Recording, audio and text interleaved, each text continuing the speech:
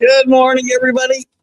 Keith Engle here for TGI Sports Talks. Are you serious? Feel that music. Happy Friday to everybody. Hopefully everybody's had a great holiday weekend last weekend. Lots of exciting football, baseball. If you were able to watch it with the TV fights going on. I did circumvent the I was able to circumvent the system on Monday night to watch Duke and Clemson. But in any event, we welcome everybody watching us this morning on TGI Sports Talk on Northeast Streaming Sports, Let's Talk Sports, and also Zodiac. So, and a big shout out to Dan Harris. Dan, as you know, is, as I say, pretty much every show, not doing very well, and he can use your thoughts and prayers and send him a little note if you get a chance. And Dan and I will, he did return for an AFC East show the other night, which we were happy to do. And he and I will, at least at this time, be doing our Let's Talk New York Sports show at 5 o'clock today. So please check that out. And anybody who watches this later on, we thank you for watching as well. We're going to get in. I'll have my co-host, Mad New Yorker, in here in a second. We're going to get into a little bit of college football. I got a couple of some big upsets last week. I want to know what's an overreaction and what's the correct reaction. So non-overreaction, which isn't really a term, I don't think, but I'll make my own up as I go. Maybe we'll give you our best bets this weekend and our surprises. Don't be surprised if we'll get into the NFL, talk about who the comeback player of the year might be. I don't think Carlos will like mine. And maybe a little bit of the MLB news. The Rangers collapsing before our eyes. Where's Alan Perales? Is he with us today? We get a couple good mornings here before good morning, Alan. I knew you were here. The Rangers collapsing before our eyes. Tony's probably getting benched after last night. Yeah, not a good play for him. He cost him the game with that interception return. And a big shout out to Dan, absolutely. So with that, without further ado, and maybe we'll talk about the Yankees kids and their little surge here. Is the Martian everything we expected him to be? Good morning. If I can get you in here. Good morning, Carlos. Good morning, everybody. Can you hear me? I can. All right, good. How are you today? Yeah, oh man, I'm excited, man. Football's back. My kids are back in school. Just want to give a shout out quick to the New York City Department of Education. All the kids are back in school now. I know some kids have been back in school for a while, universities and all that. So everybody, good luck this fall season. It's good to have it, transpiring. And now we have a lot of sports coming our way in the next few weeks. Everything's going to come together so that we can have a great holiday season and be upset or be happy about what our team's doing.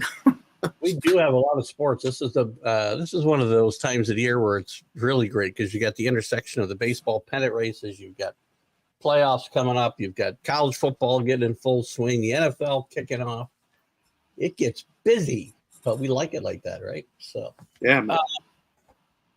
Let's start off this morning, Carlos, with the college football. Week 1, week 0 is what it was.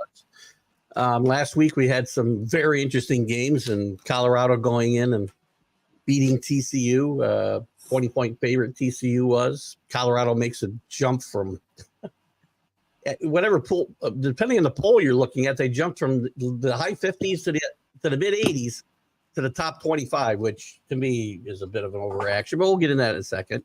Pac-12 is undefeated. OSU quarterback situation, the Bama quarterback situation, the Duke win, the FSU win. We'll talk about where the overreactions are here and where the underreactions are. Or I shouldn't say underreactions, the correct reaction. So we'll start off with Colorado because that's what everybody's excited about. I mean, I'm reading message boards that had them going, 11-1 and 10-2, and they're coming, Keith. They're coming, bro. But it won't be this year. They'll be 6-6 this year. This is a huge overreaction. It's a great win. Yeah, game by Prime's son. What's his? I can't remember his first name now. Shedeur Sanders. And a great performance. Now, I don't know whether it says that much about Colorado or that much about TCU. I don't know yet. TCU lost a lot of talent last year, obviously, but it's still a big win. I'm not taking anything away from Coach Sanders. So Yeah, what was the betting? What was the line for the TCU game in Colorado? 20.5. TCU. Yeah. I'm not saying it's a great win. Overall, don't be posting they're going 10-2 because they're not. They're playing in a really good football conference. Right. I have said who went undefeated this weekend, by the way. That'll be in one of our overreaction comments as well. So I think it should just be positive vibes right now for Colorado. I mentioned and I stated in a couple of shows that I think they were going to at least make a bowl game this year and win most of the game. I think at least minimum 7. You say 6, I think 7, maybe more. But you also have to understand, and we have to look at this, that Deion has done something that he's used the system to his advantage. He uprooted 71 players from Colorado. He brought in 65 players. They're all on the same. Yeah, I know, but they're all on the same page right now. They're believing, right? They haven't been together long. They're believing that they can win. Their defense needs improvement, but they state that Shedeur, Sanders, all the players that were coming in from Jackson State, they keep saying it, and it's something that's rung true to them, and they believe it. Is that nobody talks about us, nobody says that we win, but we believe in ourselves, and they're doing what they can to win games. That's all just media to pay attention. I mean, like if the students believe it, if the players believe in it in the locker room, they have a game that they put on the field to come back at. It's going to be real for them. It's tangible for them, and they're going to use that. Now, I'm not sitting here saying, again, I stated I think they'll make a bowl game. I'm not here saying they're going to go undefeated. What I'm saying to you is that it is an overreaction, but it's also legitimate reaction because of the fact that Deion Sanders he did this in a small university with no resources. Now he's doing it on a big Power 5 team with a lot of resources. So he has more to gain and he has more advantages now. And you can see the fruit. You're starting to see the fruit from what he does. And what he does is he gives students an opportunity to play who need to be playing and who want to play. And what he's doing is he's giving these young men confidence and he's guiding them and they're following him. And that's what he did at Jackson State. I have no argument with any of that. This is a great story. He's turned this around. If this team wins 6 games and makes a bowl game, that's a huge success. The overreaction I'm talking about is the Buffs are back. Buffs haven't been back in 30 years. They're not going to get back in 1 year. Yeah, they're not winning the Pac-12. That's here's the thing. If they lose 2 games, or if by chance they do lose 2 games, if that happens, I think the reality will sink in. But until they lose, 2 games, they're gonna lose. Then it's going to be something that they believe that as a team. The media is going to ride what the team believes and what the coaches say because that's their job to ride whatever whatever it is that comes out at that moment. But I mean, it just seems like an overreaction because it's everything's happening so fast, right? I think that's where you're at, where it's like, it's not that you're not believer, it's or non-believer. It's that that change is coming, change is inevitable. This is positive change. It's the expectation level. That 6-6 would have been a very good expectation for this team. but you don't play college football because none of these kids want to play college football. Let's get that straight. Let's put that out there to begin with. There's no student athlete in college in any other sport that wants to play college sports. They want to go to being professionals. So they have to be in that. They have to be in that moment. To begin with, they have to be in a moment where you're like, okay, I'm here at college. I got to do what I can to make sure that I set myself up to be a professional. Most sports, let me just say most, not all, but most sports. All right. So I would say that right now, Deion is at the same precipice as what's this guy in Memphis who coaches over there. That played it 2 years and done. I mean, that's the same idea that he's using, and now he uses the transfer portal to his advantage. So, Calipari, everybody. Calipari. No. It's not. People there are people that go into the transfer portals. There have been athletes who've gone into the transfer portal. That is correct. There hasn't been 71 students from an roster go into the transfer portal. Nobody's ever done this. And by the way, I'm not. The only reason I would root against Prime and Colorado this year is because if this model works, we're going to have even more chaos in college football. Because every new coach who comes in is going to try to do the same thing. And you're right. They're going to try to copycat, but the reality and the difference is that the coach is Deion Sanders. It's Prime. Any student and any college athlete that is on his team knows that he's going to do what he can to make sure that those kids try to get into an NFL team. In fact, he tried to do it at the HBCU level, and there weren't that many scouts giving him any credit or giving him the opportunity or due. I think maybe he had 2 kids that went into the NFL undrafted and were trying to make a team. So now he's at a Power 5 school. Now he's got these kids believing, listen, if you do what I tell you what needs to be done, you will become a professional. Those are big words. A lot of coaches can't. They can't, at whatever level they can't do it. It's also a lie.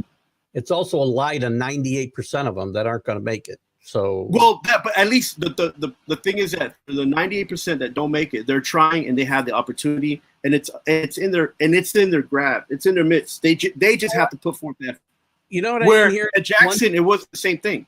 It is not a college coach's job to get a kid ready for the NFL. It's a college coach's job to get him in there, make him a better football player, make sure he goes to class, by the way, which I didn't hear you say one place there, and become a better person. If he makes the NFL, great.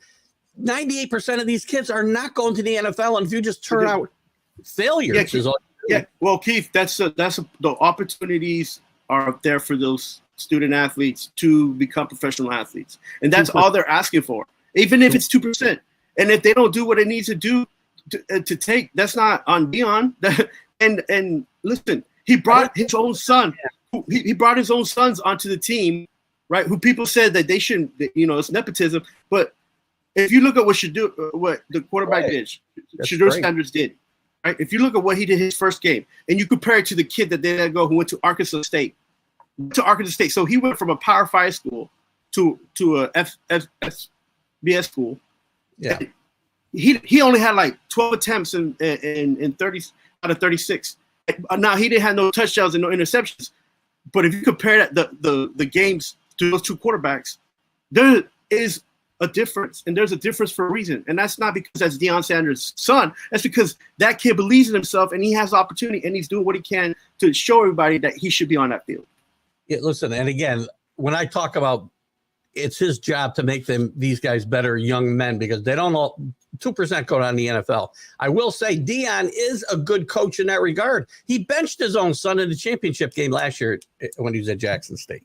So he is a tough coach. He's a good coach, but that's not, I'm kind of talking about your comment about that's not his job to get guys to the NFL. That's not what he's there for. No, but he's given them the most opportunity in the fastest situation, in the best situation for them, So let me get a couple comments here for you. So again, I will stand by 6-6. This team is their upside. If they don't sweep the next 2 weeks against Nebraska and Colorado State, to me it's 5-7, not even 6-6. Yeah, but I think the game against Nebraska, they have a great chance because Matt Rule, that team did not look like it's on step. It looks like they're having growing pains.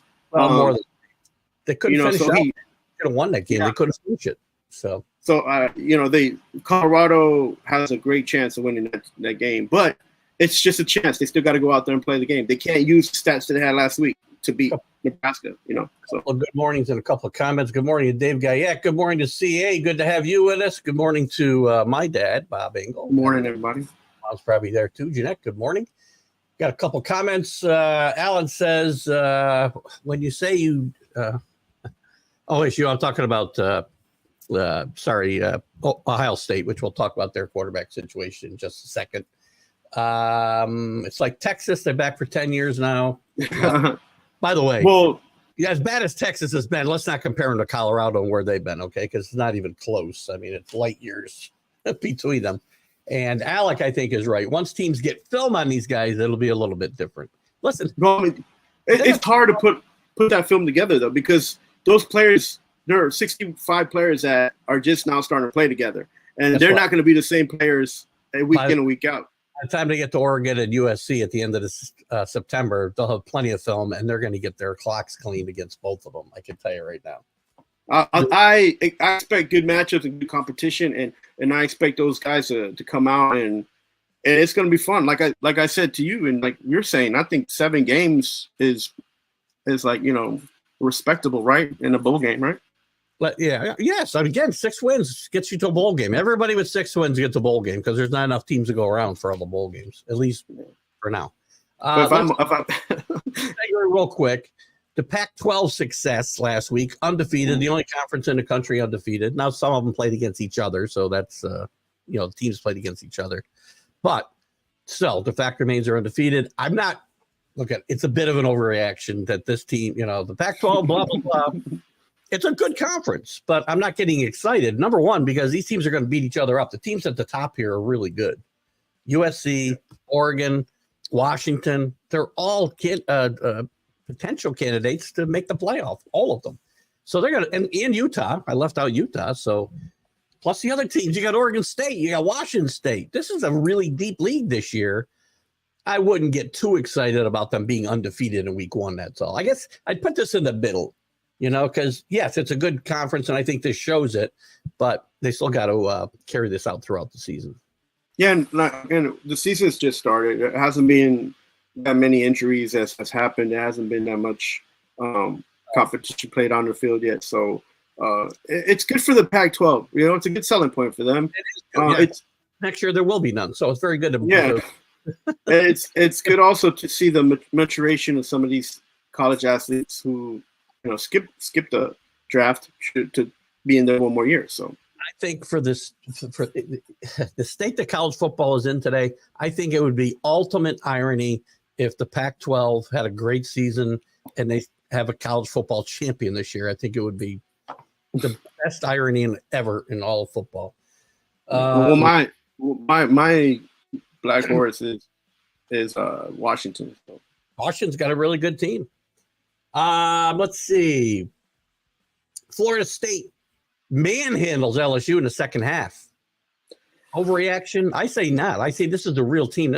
I picked this team to make the playoff. LSU, listen, I don't think LSU's that bad. I think they made some bad mistakes and bad coaching decisions, especially even before the game with Brian Kelly guaranteeing not just a victory, but a stomping. I think this is I think the reaction to Florida State's victory is the correct reaction. It's the top 14. Maybe so. I mean, LSU was, everybody was questioning whether that's a team that, Kelly could just turn over really fast. And I'm not sure it's going to be as quick as people think. And LSU fans are going to have a long season, just like University of Florida fans. So, because that division, that conference is a lot deeper this year. It's more parity, and they gotta turn it around quick. And if they can't, that two losses becomes 3 losses, and they're looking at a season like Vanderbilt, Kentucky. You got to keep positive, and you got to make changes, and you got to do them quick. And if Kelly needs to kind of just stay out of the limelight and just be in the video room and have his kids in the video room and just play football, man. Don't be making these before the football game. Stop that. Yeah. Plus, it's difficult for these. There's a lot of pressure on these young kids already that they're playing at LSU and at a high level. You're just adding to that. So anyway, it's not necessary. This is the correct reaction. Now, I will add a late note, an overreaction to this is I was scrolling through some LSU sites yesterday, and you would not believe the number of articles and postings calling for Kelly to get fired immediately. That's just ridiculous. That's the overreaction of all overreactions. This guy took a team that they picked to finish in the middle of the pack last year and went to the SEC championship game. So stop, LSU fans. Relax. You guys think you're Alabama and Georgia. Yeah, I feel like 3/4 of the SEC is like that, right? They all think that, hey, you're just because football program, but you're not Alabama and Georgia. You're just not. No, not at all. So the Duke win. I have this in the correct reaction.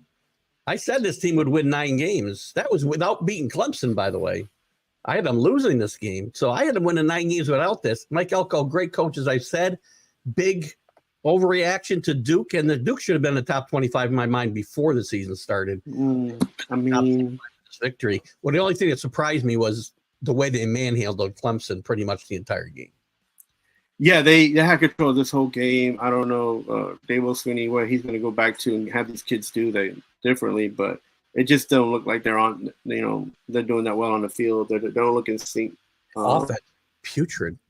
It's not the Clemson we're used to seeing, and you can't even fault the quarterback this time. Because usually it was on the quarterback's hands for the last 5 seasons, right? You had Watson, then you had Lawrence, and now you have this kid, and it's not even about that. It's just that defense, man. It doesn't help. It's not helping the offense, and the offense isn't helping the defense. So it just looks like a ACC school like Georgia Tech right now. You gotta fix that. You gotta change the narrative, and you gotta do it quick. So, is Clemson in trouble? We'll see after the next game. I think. It's the beginning of the season. It's still too early, but Dabo Swinney, he needs to pick it up like he usually picks up his players, and I don't know if he. Coach, and he figures it out. He goes 10-2 with bad teams. What we call relatively bad, right? He goes 10-2, so he's a really good football coach. So I also think that the demise of the Clemson program is a bit of an overreaction. And I just think like it's what it is for college football to be in the season now with the transfer portal and the way things are. Like you're gonna see a couple bad games maybe from a lot of these teams, and it's always difficult to go into a college season and think that you're going to go undefeated anyways. So, right. One more overreaction or underreaction. I'm going to combine these two. So these two schools have had quarterback issues all through the spring and summer and now into September. Ohio State and Alabama. They both win. Ohio State doesn't win probably by as much as we would have thought. They only win 23-3 at Indiana. Not a good football team, but still, that's a win. Alabama wins big over Tennessee State, Middle Tennessee State, sorry. Which one of these quarterback problems is really a problem, or are they both? I think Bama has a bigger problem than Ohio State, just to kick it off. I don't think that's an overreaction. I think that's the correct reaction because they don't have the athletes around the quarterback to help elevate somebody who may not be as good as he should be. Ohio State, sorry, Alan, didn't mean to confuse you with that Oklahoma State OSU thing. Ohio State's got great wide receivers around their quarterback so they can help elevate his play. And I think you'll see that through the year. So I think of the two situations, overreaction to the OSU problems, correct reaction to the Bama problems. What do you think? Yeah, the Bama problem stems also from the amount of players they've lost in the last 3 seasons. Doesn't hurt Georgia. Doesn't hurt Georgia. I mean, I get that argument, but it hasn't hurt Georgia. Well, I guess because a lot of the players that committed to Alabama went to Georgia. That's why it doesn't hurt them. No, but I mean, you have to make do with what you got, and that's what Saban's doing, and he let's just say the QB situation will be fixed faster at Alabama than it would be at Ohio State, to be honest with you. These are coaches, man, I mean, Saban will figure it out. Yeah, and I think being the second game, some of these, these kids say it's like you're expecting to have the same kind of first game every year is you can't think like that anymore because not every year. 6-7. I mean, it's not like they got killed, but their quarterback play. Milroe, I think, played the majority game. He had 3 touchdown passes. So, but again, we're playing Middle Tennessee, so we'll see this week. I mean, this is a huge week against Texas. Yeah, and I think quarterback problems are.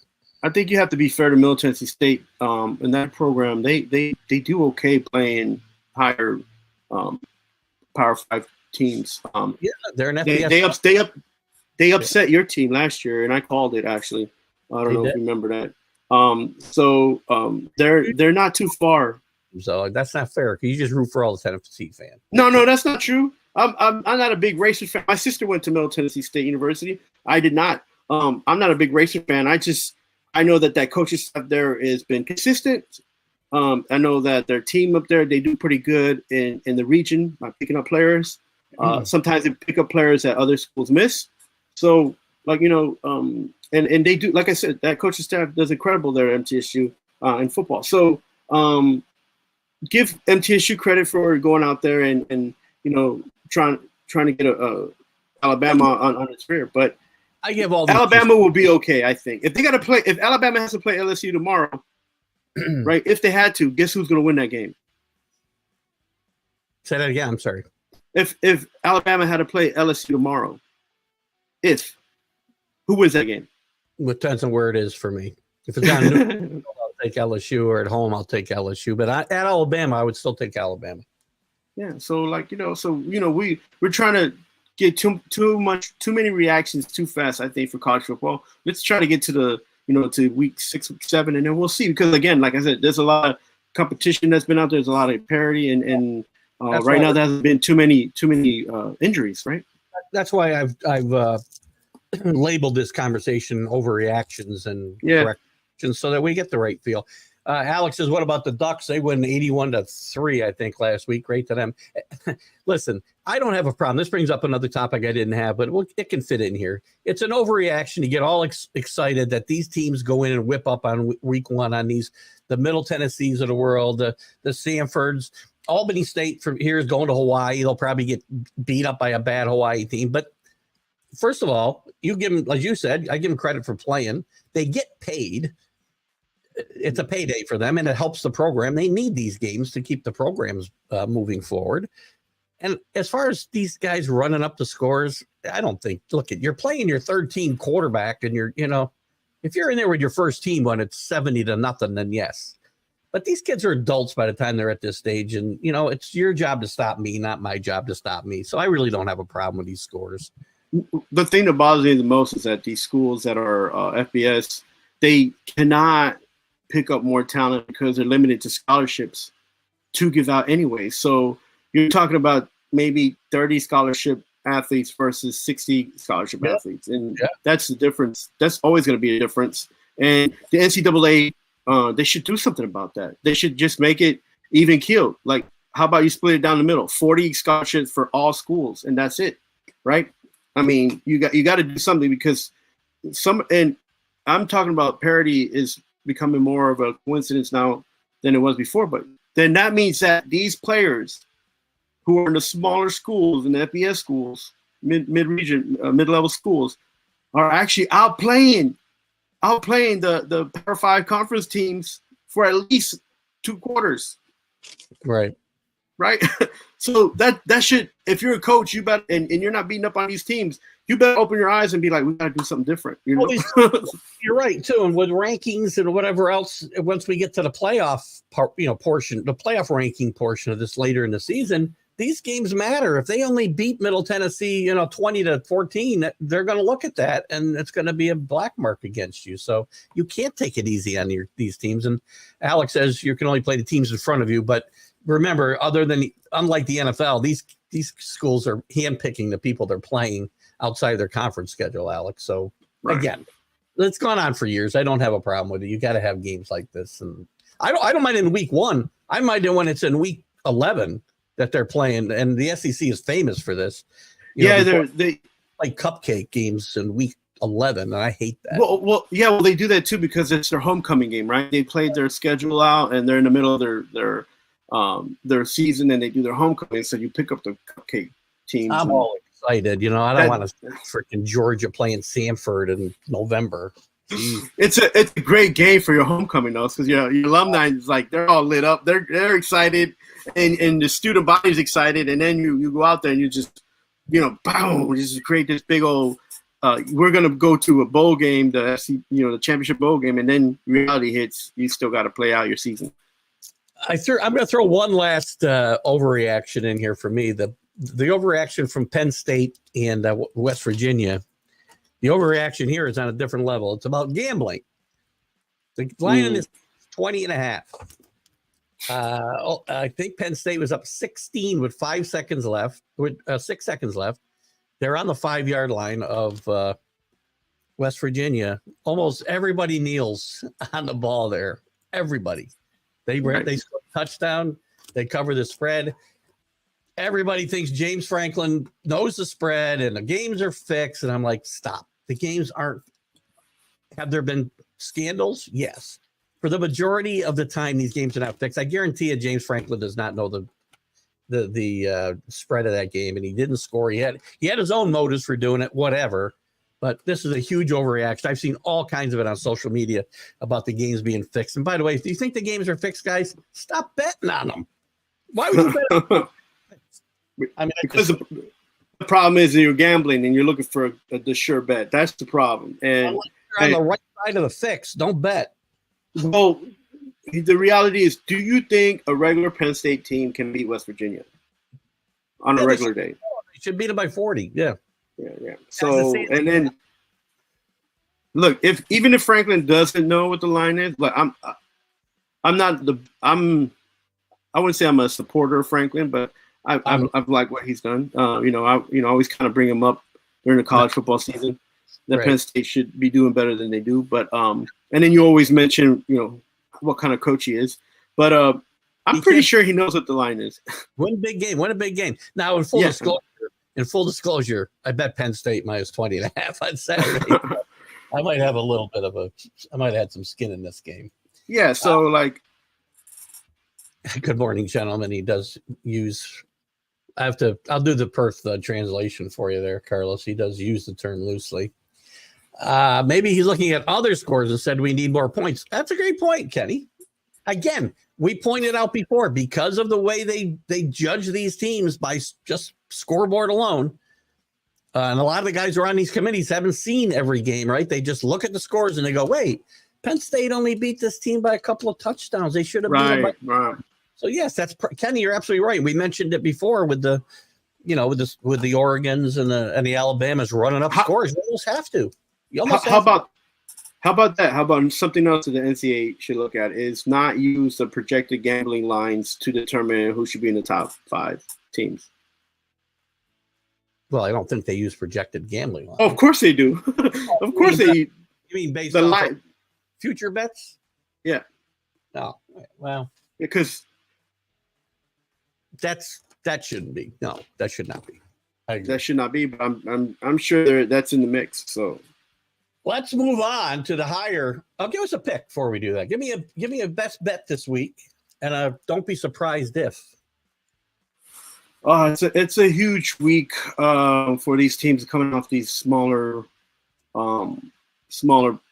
games that they played, and then but don't be surprised that you'll see at least 3 major injuries in Power 5 schools that are going to affect the team in the next week. Interesting. Yeah. I'm going to my best bet. Bama beats Texas.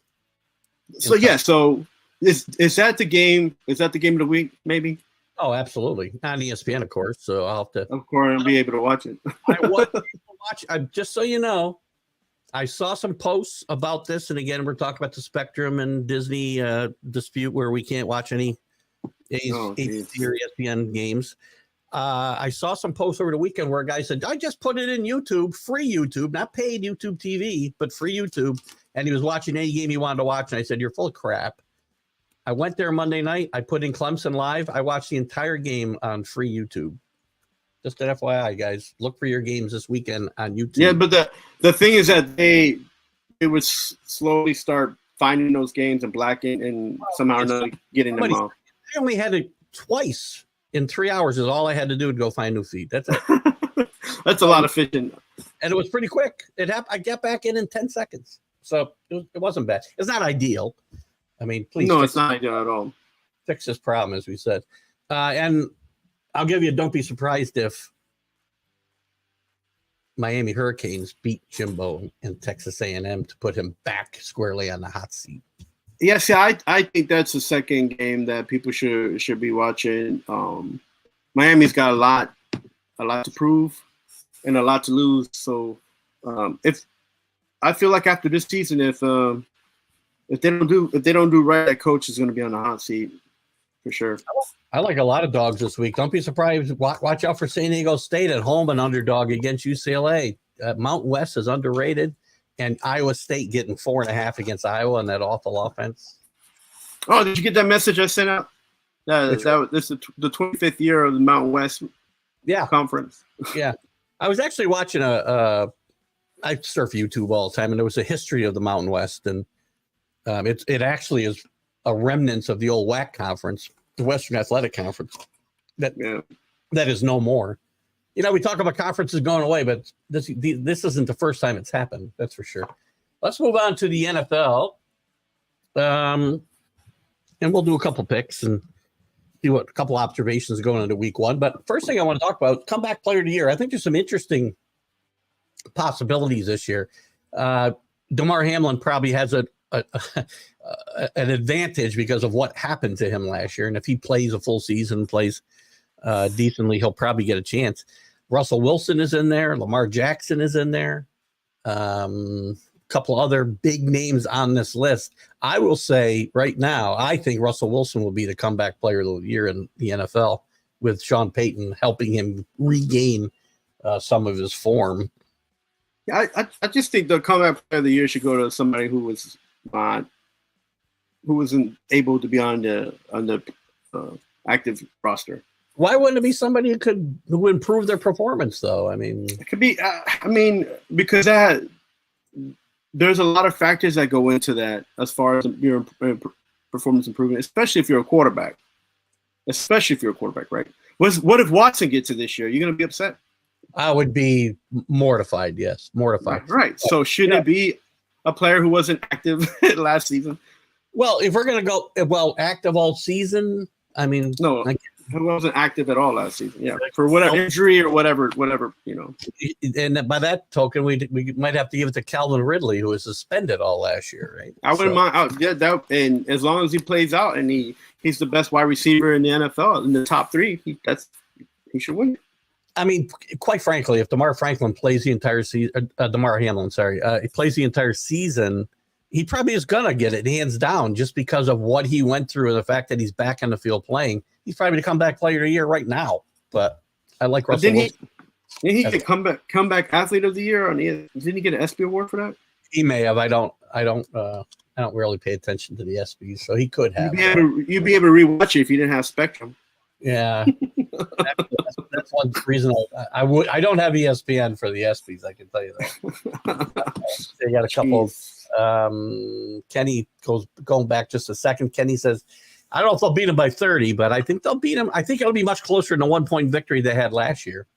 And this doesn't change his mind about Texas or Oklahoma short take over the FC. Yeah, I still don't buy that. I don't think they're going to take over the SEC anytime. No, I don't think so. No. Anthony, good morning, Anthony. Good to have you with us. Hamilton or OBJ? Hamilton. Why am I? Hamlin. I think he means Hamlin. Yeah. Or OBJ. I don't think OBJ is going to have any chance to win this award. Now, he did miss the entire season last year, so he fits your criteria. He's got a dynamic quarterback to throw him the football, so it's possible. This Baltimore Raven team is intriguing to me. I feel like they could be very good or very bad, and I don't have a good read on them. Yeah, you know what? It reminds me of one of those Jets teams that they try to put together really fast. Like 5 seasons ago. It can be either really good or really bad. Now, Alec, who's a 49er fan, says Russell Wilson won't finish the season and will get dropped. I don't think he'll get dropped because they owe him about freaking $300 million. So it's going to be very hard for them to. Okay. I like Alec. He's a 49er fan.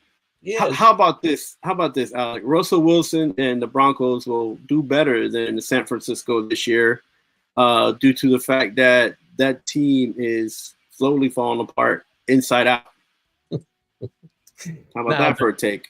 The disclaimer here we have to give you is that the Mad New Yorker is a giant Shanahan hater of all things Shanahan. Just an FYI.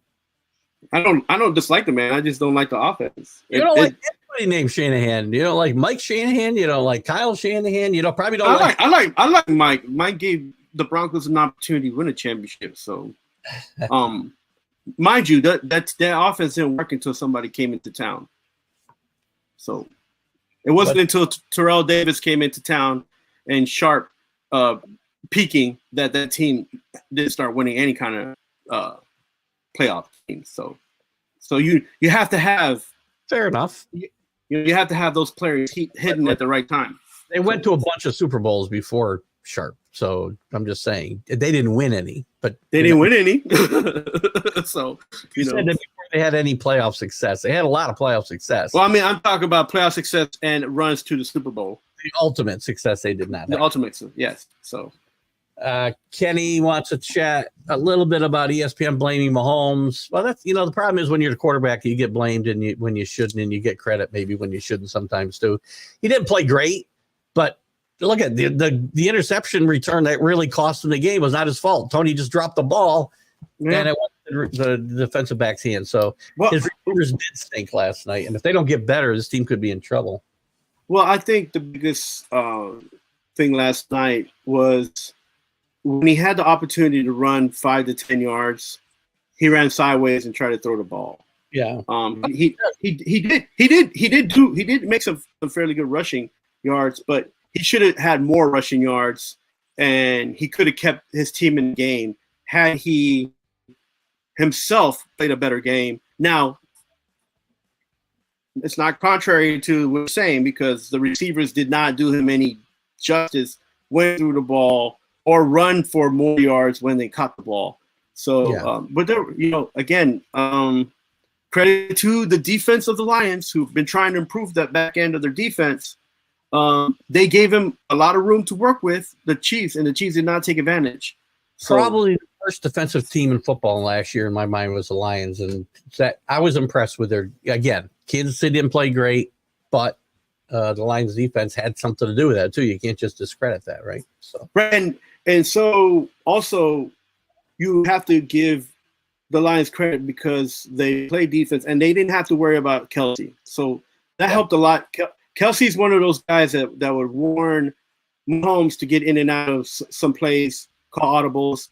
Oh, they have that tandem where he can flick his wrist and say, "Okay, you're going to get the ball," because I see what's coming to me. He didn't have that yesterday. So besides him not rushing the ball the way he could have and should have, he didn't have Kelsey his security blanket. So there was a lot of things that, and then the defense with Jones missing, you could tell. Sometimes in the games because the defense did pick up, but you could tell where if Jones was in that position, Detroit would have had even less yards to come back from some of the rushing that they weren't unable to get credit for. So just to wrap that up, I will say you cannot blame Patrick Mahomes alone for this loss. So you're right, Kenny, in my mind. Russell Wilson will have a better season than Watson. There you go. Ooh, that's a good take. I think and that's a very hot take right there. Remember, Watson didn't play that great when he came back, but again, he sat out a whole year and a half before that. So we'll see what he does this year. This is a big year for Watson, who I said I'd never say his name again, and now I've done that. How about this? How about this, AP, Mr. Anthony Price? How about this? How about Russell Wilson and Watson will both have similar types of ratings this year? How about that? It'll be close. I think Russell Wilson. I think it'll be close. If Denver gets more wins than the 49ers, this is Alec again. I'll buy you your Super Bowl dinner. All right, man. I like a surf and turf. So you open your wallet, son. What's the food they serve over there in the UK, Alex? Send them that. Whatever. Oh, chips. Yeah, I'm good for some fish and chips. The best. I said the worst. Oh no. I don't know. I can't think of something that's bad. I'm sure Alex. So Anthony Price, I think that the Tony take is not necessarily true. He helped the Chiefs win playoff games last year to get to the Super Bowl. I think Tony's issue is that he's high energy and his focus is on scoring and making a big play than it is to focus on catching the ball and running with the ball, which is why the Giants were like, we can't have this kid because he's all about just trying to score. And I do think he has a lack of concentration, as you said, and focus at times, and you showed it there. That was just a lack of concentration. That ball was right as he had it, and he was trying to put it away too quick and move and run with the ball. So and mind you, he wasn't the only receiver. There was a receiver that I think towards the end of the second quarter the ball was thrown right at him and it just bounced off his hands. Like, I don't know if he's playing volleyball. I don't know if the ball was thrown too hard. I don't know if he was expecting to try to catch that. But it wasn't just Tony on the team yesterday. It was a lot of guys had the opportunity to step up and just missed their opportunity. I will say too, and this is true, the Lions defense played well. The offense wasn't that good. I don't think the game that as a whole was that good. And it goes back to my argument about the fact that they don't take training camp serious. So you're going to have crappy games in September. So you might as well just get used to it because that's what we're and the officiating wasn't that great either. There was a lot of things about that game. I don't, you're part of the messaging circle that I felt like this game felt like a college game. Like it was just a lot of back and forth, a lot of like just mishandling of the ball, mistiming thing, just a lot. It's a first game. So I expected for a first game. It's happened. It's over with. These teams need to move on. And I feel like Detroit got a win where they needed it. And Kansas City will get over this. They're not going to look back and take this. Even the film on this, they're going to just trash because it was on all aspects. It was a terrible game. Yeah. Kenny's got a good hot take with Cleveland winning the division. I don't see that happening. Yeah, I don't think so either. Funky division, though. I mean, that's one, except for Cincinnati. I just feel like one of those teams could really step up and be really good, and one of them could really step up or step down and be really bad. My take is that Baltimore will win that, right? I called them to win that division, and I think Pittsburgh will come back. They'll make a comeback. Kenny, good day. Kenny's got to run off to his doctor's appointment. Golf ready. Excellent, Kenny. Hopefully, I don't know, maybe next week or the week after. We're going to get these thunderstorms out here, man. Is he the one who plays barefoot? Well, he does. Kenny does play barefoot. He does. We have not been able to do this. He hasn't been able to play this summer because he had knee replacement surgery back in the spring. So he's ready to play some fall golf, though, which is always good for me. Anthony says, but I did see the Chiefs defense play good without Chris James. Yes, yeah, he did. Big. And by the way, speaking of losses, Chris Jones doesn't play. Kelsey doesn't play. I said all along when all that last year, remember when Tyreek Hill left and everybody said, oh my God, the offense is going to be awful. I said, it's Kelsey that makes that offense go, not the other way around. He makes everybody else better. And without him, you could see the difference last night without him. So he's a good guy to back. Both the Chiefs cornerback rookie, man, he's outstanding, man. He was everywhere. He was, doing his thing. He's going to be one to watch. Exciting player. I don't want to mispronounce his name. Is McDuffie? Is that right? Yes, McDuffie.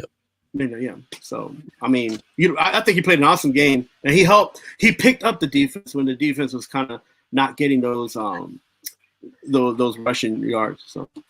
Kenny on his way out, I think, is giving you a compliment. It's a bit of a backhanded compliment, Carlos, but I think it's a compliment. I guess this is as close you're going to get to one from Kenny. So. Oh, gosh. I'm glad you have a good sense of humor. Alex says, I'll send you some there we go. Nice. This is perfect. Jellied eels. I can't think of anything worse from South London. I'll let you Google after the show. I better have my breakfast first, I think. I don't know. I think, or maybe not. I don't think Kansas City will trade for any offense. If they're going to do any moves, it's going to be for defense, just to solidify that defense to make sure they have a playoff run, because they have a lot of speed and use already on that KC offense. The problem is it's not Kelsey Mahomes tandem. That's the problem, right? So, but they'll fix that. They'll get on the same page. All those other guys, Sky Moore, all those guys are a lot better when Kelsey's in the lineup, and I think this team will be fine for sure. I think that's what it is. It's like Kelsey takes a lot of the burden on the offensive receiving core, right? And he like you heard the announcement say, he pushes energy and he takes on the responsibility that some of these guys are not ready for yet, right? So yeah, Kenny thinks I think he's talking about Kansas City should have gone after Taylor. Look at nobody was here's the whole thing with Taylor is the Colts didn't want to pay him what he wanted, right? What he thinks running backs should go for because they think running backs are devalued like everybody else does. But then when they wanted to trade him, they wanted the same value of somebody who would have got paid like Taylor wants to be paid. You can't have it both ways. And that's why a trade didn't happen here. They wanted too much. And nobody was going to. I think that Irsay, for the one time in his life where he has to speak up and say something, would be that's my running back and I'm going to pay him. Yeah. And he never did. He never did that.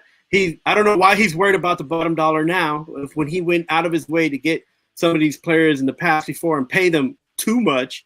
Yeah. Now, the one time you have somebody in the top 3, top 5 running back in the whole league, and you can't say and you can't pay him and tell him that's your man. Come on, Irsay. You can't make this stuff up, man. It's like Robert Irsay thing, though. It's a league-wide thing. Obviously, it's look at the Giants and Barkley and Titans, and it'll become the Titans. I mean, and here's the funny part about football, which is not funny at all. Is that injuries can happen to anyone at any time, on or off the field. So you pay people what they're worth and what their value is, or you let them go. Don't just sit on a bench and be like, go out there and shop around to see if anybody else is willing to pay you. That's the problem, though, as I just said. He won't pay him he wants to pay him what the market value is, which is very low now. We all know that. Running back market value is tremendously low. But then when he wants to trade him, like, quarterback, running backs are the most highly sought after people in the league, and they're not. So how are you going to trade for 3 draft picks? Yeah, 3 round draft picks if you don't think he's worth it by paying him. So yeah, and so the NFLPA is they need to do their job now. They need to go out, fix this fee structure. If they have to put in little tidbits and be like, well, you are available for this type of contract if and only if you meet these kind of stat requirements. Do something, because you're essentially killing your own the league by hamstringing these owners and stuff. So great point. And Anthony, and I guess this goes back to Alec, who I think started this. There's no doubt in my mind Kansas City would be very good with Mike Evans in their offense, but I don't think it's going to happen. I think it's hard to make in-season trades in the NFL. Number one, there's always some. McCaffrey got traded. There's always a few, but I mean, there's no doubt in my mind the Bucs think they can win a horrible NFC South. So I don't see them trade before the trade deadline. And the Chiefs, I feel like the Chiefs and the Steelers and some of those AFC teams have a structure about them, a way about them, and them going out getting players is not one. They have a lot of young players. Both ends of their team. They're a well-balanced team. They have up-and-coming players.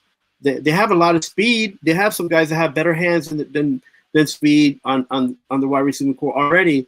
Their thing is, and I mentioned this already, and Mahomes has to be there with them day in and day out and not depend on Kelsey, right? Just know that Kelsey's there, but not depend on Kelsey. And tell the other guys, I'm depending on you to make the big plays.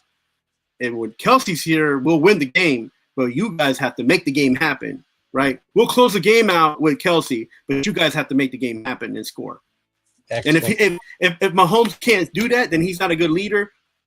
Your word, and he's not doing his job as a QB. Well, he is a good leader, so he will do that job. Good morning, Robert Butler from Sports Scopes, guys. Catch out Sports Scopes, great show. Not what Scopes. Up, Rob? No S on that. So anyway. Best bet this week for the NFL. I don't want to say this out loud because I know it hurt your feelings, but the Eagles will rout the Patriots. Belichick will have a moment, and he'll understand that for the last 3 years he should have been in management and not coaching. And Bill O'Brien is just a flash in the pants. So I just asked for a best bet. I didn't ask for a dissection of the Patriot organization here. Best bet, I'll give you the Baltimore Ravens over the Texans at home. Don't be surprised if. Oh, go ahead. You want to say something about that game? Yeah, I mean, the Texans.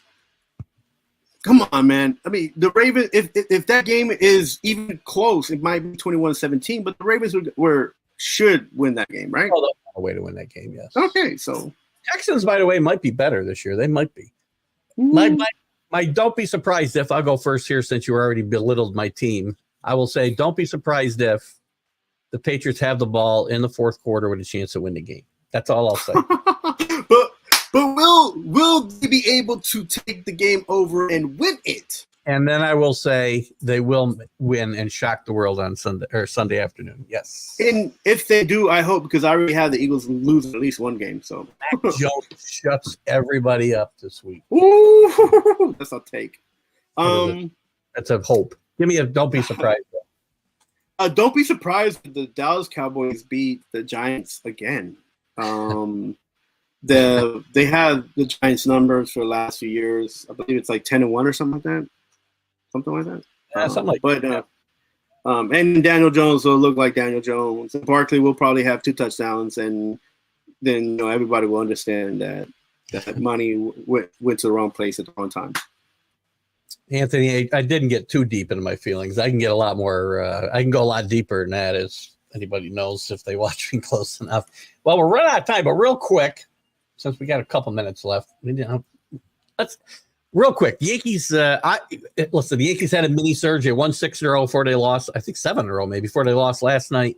I don't think they were back in a playoff hunt. Don't get me wrong, but there's a renewed energy on the team with Dominguez playing really well. 3 homers and 5 RBIs already. Playing really good defense. Wells had a hit in his. Oh, by the way, Dominguez hit a home run in his first major league at bat, which is not a small feat. Wells gets a hit in his first major league at bat. Hasn't hit much since, but doing a good job of improving his catching skills, which the Yankees really want to see. They don't want to have to move him out of that position, but he's a little lacking defensively, so it'll be interesting to see what happens. I want to see these kids get a chance next year and build around these kids, Judge, and a couple other guys, obviously, and that's a start. But there's a renewed team. It's not boring. You can lose and not be boring, and I can deal with it. But when you're boring most of the summer, they've been exciting the last week, not just because they were winning. No, and I think they will bring out the kids next season, and you're going to see Volpe and Peraza and all those guys, Dominguez. You're going to see all these guys that were highly rated, try to squeeze into the lineup, and it's time to move. Glaber out. Has he peaked? Is he going to peak? He can't wait. It's hurting like some of the other signings that they had in the past. And then you're taking a roster space away, an active roster space away when you keep Torres in. They have to do something that. I'll give you a hot take that should have happened this year. Gleyber Torres will not be on this roster next spring. Yeah, I'm hoping for the Yankees he's not, and for his sake, because he needs to move to a better team. Not a better team, but he needs to move to a team that will utilize him better for what his skills are instead of trying to make him attain skills. So, and Alec, thank you for that. Lastly, the Rangers and Alan's probably gone by now, but Rangers are imploding before our face. Are the Rangers done? Are we seeing the real Rangers that I thought they were, or they make it into the playoffs? Real quick, we only got 2 minutes. Yeah. So your take was that the Rangers weren't going to make the playoffs this year, and under 500. Yeah, I said the same thing, and I think it's just too little, too late, and they try to move too much, too fast, right? So, and it's baseball; you can't do that in baseball. Baseball is an animal within itself. So I don't think they rebound here. I think the teams ahead of them are better. Definitely the Astros, definitely the Mariners in their own division. They're not winning the division now; they're falling 3 behind. Wild cards are only path, and I think the Blue Jays are starting to play like they look on paper. They're a better team, and you don't play the game. Seattle has the best opportunity to be in that spot, and the thing is that they got to get that pitching together. That young crew, though, in Seattle is very fun to watch. I got to see them play. So. A lot of fun. It's a great young staff, and it'll be fun to watch that. It's going to be a great September. We had some good races in a wild card. We had a couple division races to watch out for, and we'll talk about them weekly, guys. More on Major League Baseball at 3 o'clock on the Major League Baseball update right here on TGI Sports Talk. We'll see you guys later. Carlos, thank you. Happy Friday, guys. What's the average best bet in the NFL? Watch YouTube. No more Spectrum. Ooh, Spectrum and Disney. Have a good day, guys. Spectrum.